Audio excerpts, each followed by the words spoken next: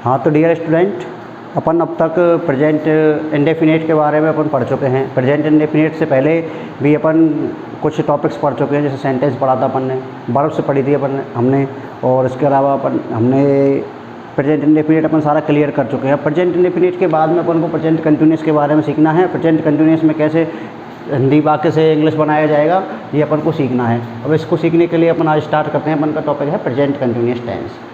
अब इसके बारे में सबसे पहले अपन को पढ़ना है कि प्रेजेंट कंटिन्यूस टेंस की पहचान कैसे की जाएगी, कि कैसे पहचाना जाएगा कि किसी वाक्य के अंतर्गत प्रेजेंट कंटिन्यूस टेंस आ रहा है। तो प्रेजेंट कंटिन्यूस टेंस के लिए सबसे पहले अपन इसको सीखते हैं आइडेंटिफिकेशन।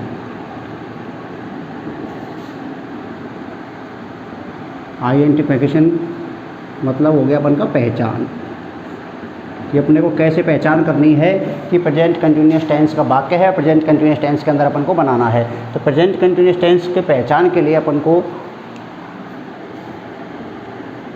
किसी भी हिंदी वाक्य के अंदर में लास्ट में रहा है, रही है,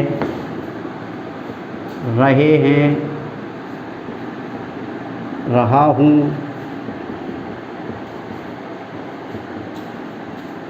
रही हूँ, ये शब्द मिलेंगे। ये वाक्य के लास्ट में ये शब्द मिलेंगे। जैसे मैं कक्षा में पढ़ा रहा हूँ, बच्चे मैदान में खेल रहे हैं, तो ये सभी वाक्य के लास्ट में अपन को मिलेंगे। इसका मतलब क्या हो गया कि प्रेजेंट कंटिन्यूस के अंदर वाक्य की प्रोग्रेस जारी रहेगी। मतलब वाक्य में कार्य ख़त्म नहीं होगा, वाक्य में कार्य चलता रहेगा, अभी भी चल रहा है प्रेजेंट में। जैसे मैंने बोला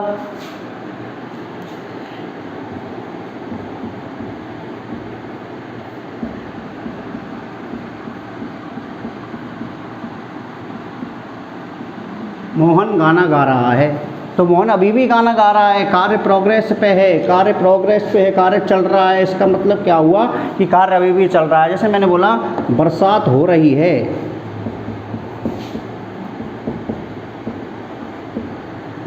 तो इसका मतलब बरसात अभी भी प्रेजेंट में हो रही है, तो कार्य चल रहा है। तो इन वाक्यों को अपन को इसके इंग्लिश फॉर्मेशन सीखना है। अब इस वाक्य के इंग्लिश फॉर्मेशन के लिए अपन को सबसे पहले इसमें देखना पड़ेगा कि इसमें हेल्पिंग वर्ब कौन कौन सी अपन की यूज होंगी। तो हेल्पिंग वर्ब की बात करें तो अपन की हेल्पिंग वर्ब आएगी इसमें, एक तो एज आएगी, एक अपनी एम हो जाएगी, और एक आएगी अपनी आर। अब 3 वर्ब्स हो गई, तो 3 वर्ब्स के सब्जेक्ट के अनुसार 3 वर्ब आएंगे, जो अपन ने बताया था नंबर्स के अंदर कि सिंगुलर सब्जेक्ट के साथ सिंगुलर वर्ब का यूज करना है, प्लूरल सब्जेक्ट के साथ अपन को प्लूरल सब्जेक्ट वर्ब का यूज करना है। तो एज की बात करें तो एज हमेशा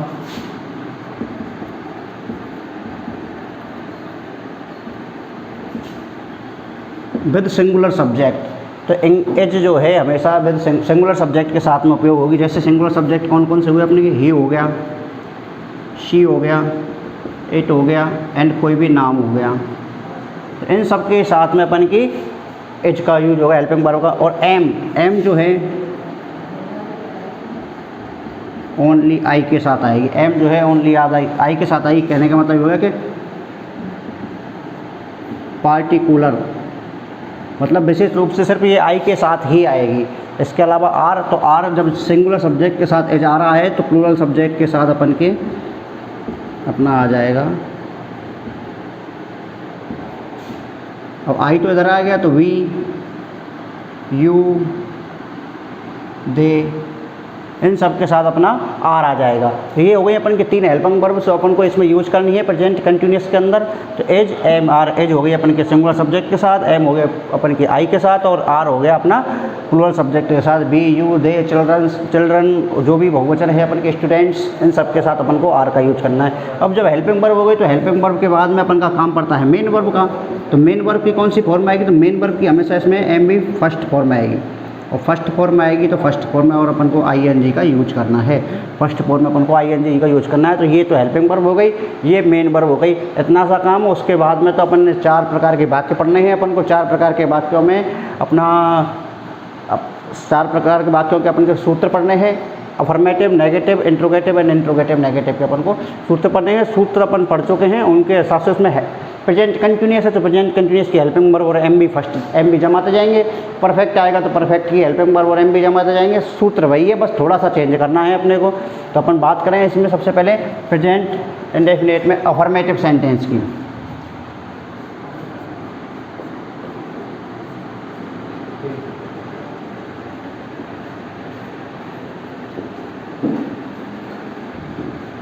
प्रेजेंट इंडेफिनिट के अंदर अपन अफर्मेटिव सेंटेंस की बात करते हैं। पहला तो अफर्मेटिव सेंटेंस के अंदर इसका फॉर्मूला देख लीजिए। इसका फॉर्मूला अपना वही है, सब्जेक्ट, कोई भी वाक्य हो अफर्मेटिव किसी भी टेंस का था, उसका नॉर्मल और बेसिक फॉर्मूला है subject plus helping verb plus MB plus object plus etc. Continuous हो, परफेक्ट हो, कोई सा भी हो, उसका सबका फॉर्मूला ये है। जनरल फॉर्मूले की बात कर रहा हूँ मैं, किसी टेंस का नाम नहीं दे रहा हूँ। अब अपन बात चल रही है प्रेजेंट कंटिन्यूस की, तो प्रेजेंट कंटिन्यूस के अंदर अपन इसमें क्या करना है अपने को, तो सब्जेक्ट तो अपन का सब्जेक्ट हो जाएगा। हेल्पिंग वर्ब क्या है अपनी, इज एम आर। उसके बाद में तो अपना सब्जेक्ट के बाद में हेल्पिंग वर्ब प्रेजेंट कंटिन्यूस के अंदर एज एम आर का उपयोग हो रहा है, तो एज एम आर आ गई। अब एज एम आर के बाद में अपन की मेन वर्ब की कौन सी फॉर्म लेनी है अपने को, मेन वर्ब की लेनी है अपने को फर्स्ट फॉर्म, तो फर्स्ट फॉर्म हो गई। फर्स्ट फॉर्म में क्या लगाना है अपने को इसके साथ में आईएनजी, तो अपना आईएनजी हो गया।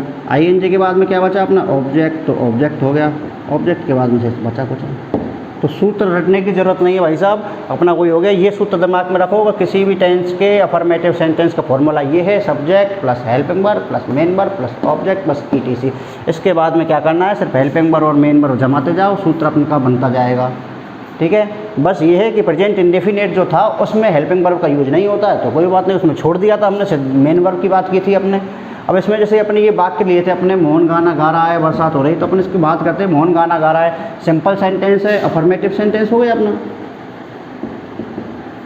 अफर्मेटिव सेंटेंस हो गया। तो इसी को यहाँ पे बना लेते हैं। तो इसमें कौन कार्य कर रहा है, मोहन कर रहा है, तो मोहन कार्य कर रहा है, तो सब्जेक्ट हो गया मोहन, मोहन सब्जेक्ट हो गया। उसके बाद में अपन को हेल्पिंग वर्ब का यूज़ करना है। तो मोहन कैसा करता है, सिंगुलर सब्जेक्ट है यानी नेम है, तो नेम के साथ अपन को एज का उपयोग करना है, हेल्पिंग वर्ब मोहन एज। उसके बाद मेन वर्ब, तो मोहन क्या कर रहा है, मोहन गाना गा रहा है, तो अपन को गाने की लेनी है, तो गाना की क्या हो गई, सिंग होती है, सिंग। उसके बाद में क्या करना है, आईएनजी लगानी है, तो आईएनजी का उपयोग कर देंगे, मोहन सिंगिंग, वो क्या गा रहा है, गाना, संगीत, तो Mohan is singing a song. ये बन गया वाक्य अपना, सिंपल बन गया।